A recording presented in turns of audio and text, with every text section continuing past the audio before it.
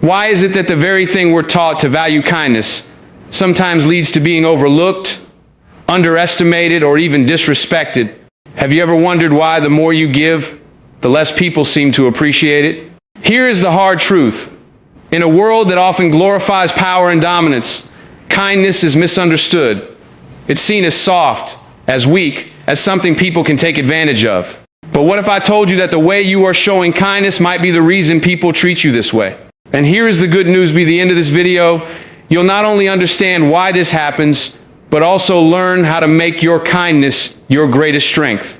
Stay with me, because the answer to this paradox could change how you see yourself and the way others see you. Now, let's dig deeper. You see, kindness is one of the most beautiful human traits. It's what connects us, what makes life meaningful. But here's the problem. Most people don't know how to protect their kindness. When you give too much of yourself, your time, your energy, your care, without setting boundaries, you unintentionally send a message to the world. And that message is, I'll always be here, no matter how I am treated. This is where human psychology comes into play. People are wired to value what's rare, to respect what's earned. When you are overly kind without any conditions, it creates a dangerous dynamic. Instead of gratitude, people start to expect your kindness. Instead of respect, they might see you as someone who can be taken for granted. But don't mistake this as a reason to stop being kind. No, the problem isn't kindness itself. The problem is how you express it. If you are kind without self-respect, you are giving others permission to ignore your worth. If you are kind without limits, you are teaching them that your kindness has no value. Here's what's powerful to understand. Kindness, when paired with self-respect, becomes unshakable.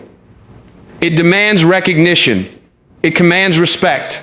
And when you master this balance, you become unstoppable just as a kind person, but as someone who is truly valued.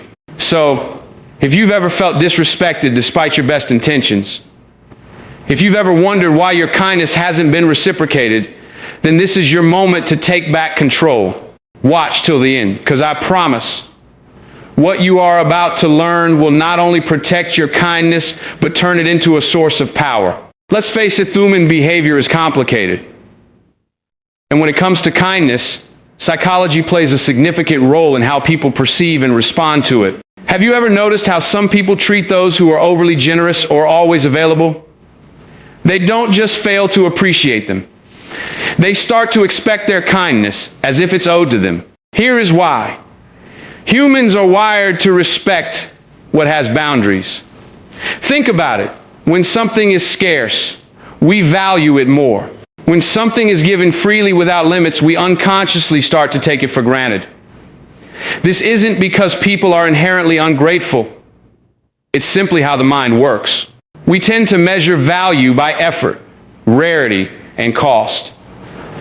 So when kindness is offered endlessly without boundaries, people can begin to see it as less valuable. Now, this doesn't mean people are intentionally disrespectful. It's often subconscious. But the result is the same. Your kindness, when overextended, stops being seen as a gift and starts being seen as an expectation. This is the trap so many of us fall into. We believe that by being endlessly kind, we'll win people's love and respect. But the truth is, the opposite often happens. Here is a powerful analogy. Imagine a glass of water. If you keep filling it without stopping, it will overflow and the water will spill everywhere. That spilled water, your overextended kindness, ends up wasted, unnoticed, and unappreciated. The same goes for relationships. If you are always pouring into others without limits, you'll eventually find that they stop noticing the effort you are putting in. But this doesn't mean you should stop being kind. The key is understanding the balance. Respect isn't about withholding kindness. It's about pairing kindness with strength. When you set boundaries, you teach others that your kindness isn't infinite. You show them that while you care deeply, you also value yourself enough to say no when necessary. This is where the idea of self-respect comes into play. Self-respect isn't selfish, it's essential. It's what allows you to give generously without losing yourself. It's what makes people take notice when you do offer your time, your energy, or your care. When kindness is grounded in self-respect, it's no longer something people take for granted. It becomes something they admire. And here is something crucial to remember. You are not responsible for how others choose to treat you, but you are responsible for how you teach them to treat you. If you allow people to take advantage of your kindness, they will. Not because they're bad people, but because you haven't shown them that your kindness has limits. So what's the takeaway here? It's simple. Kindness is most powerful when it's intentional. When you give without losing yourself, you create a balance that not only protects your heart, but earns the respect of others. Here's where things get tricky. While kindness is one of the most admirable qualities a person can have, it's also one of the most misunderstood. People often confuse kindness with weakness, and when that happens, respect is replaced with disregard. But let's be clear, kindness is not the problem. The real issue lies in how you present it. Think about this.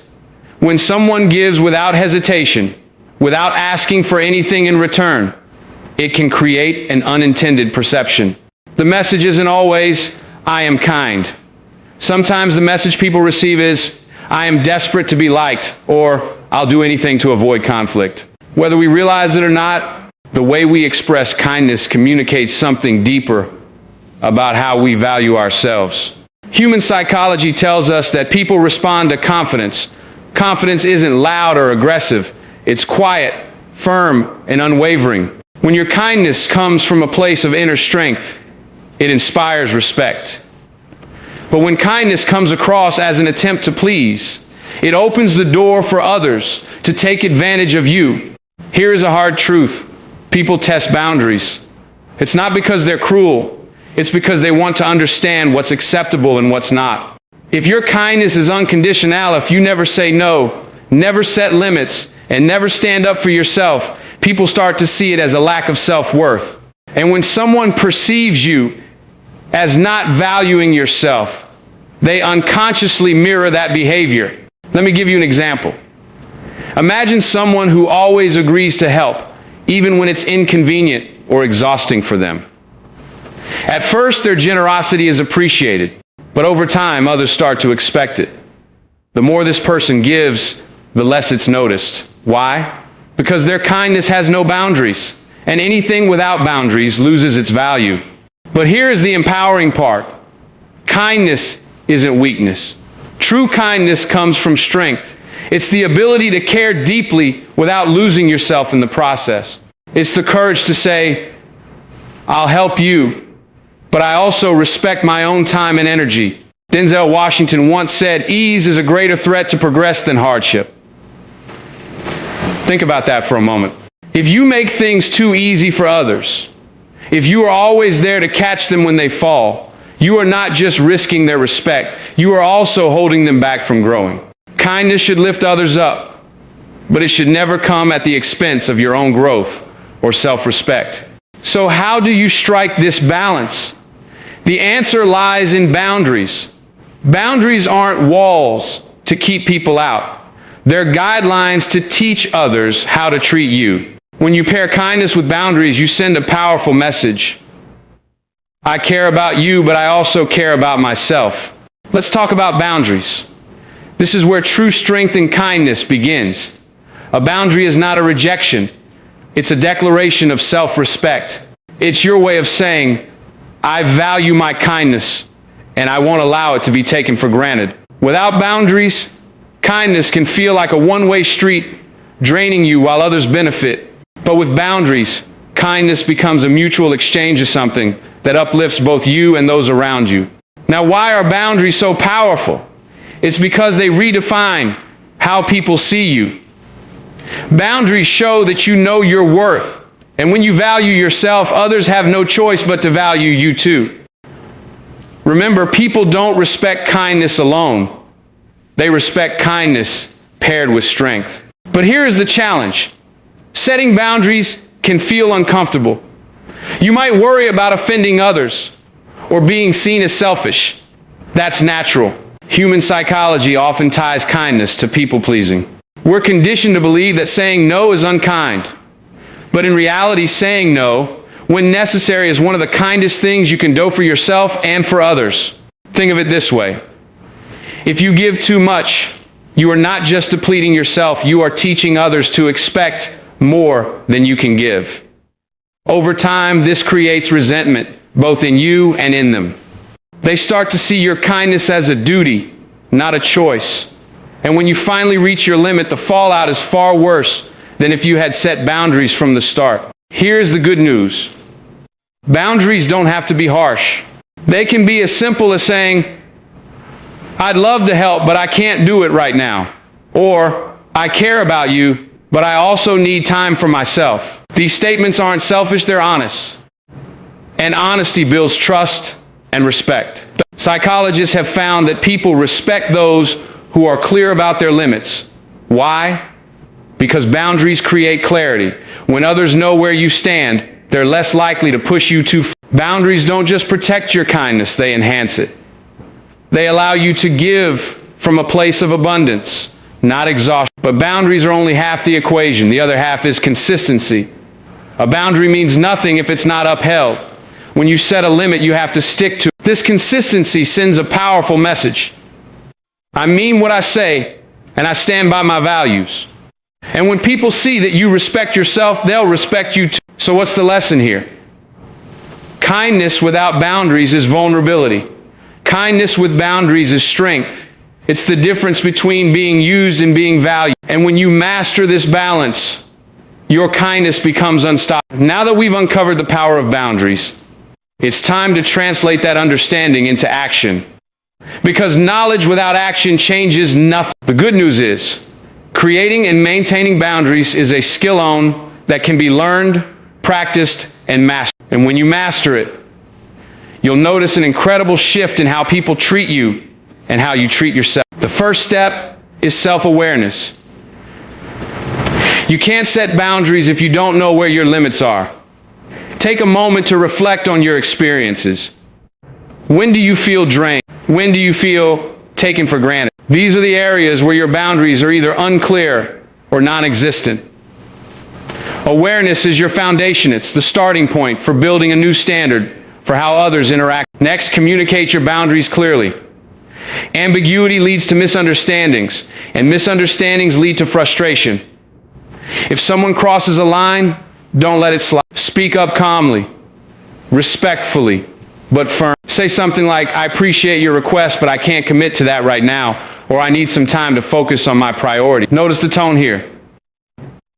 It's assertive, not aggressive. Assertiveness commands respect, while aggression invites conflict. But here's the part many people overlook.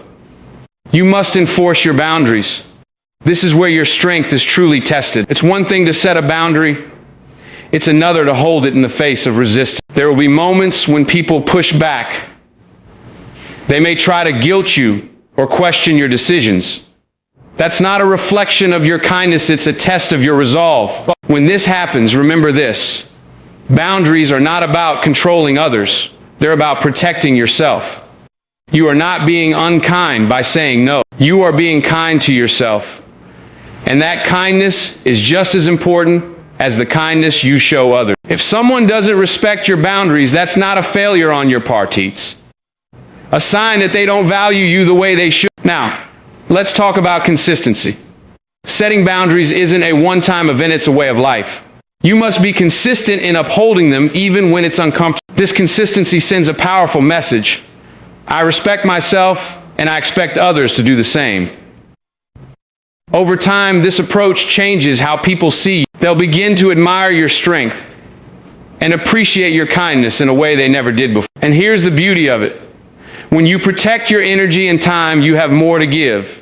Your kindness becomes intentional, not obligatory. It comes from a place of abundance, not exhaustion. People will feel the difference, and so will you.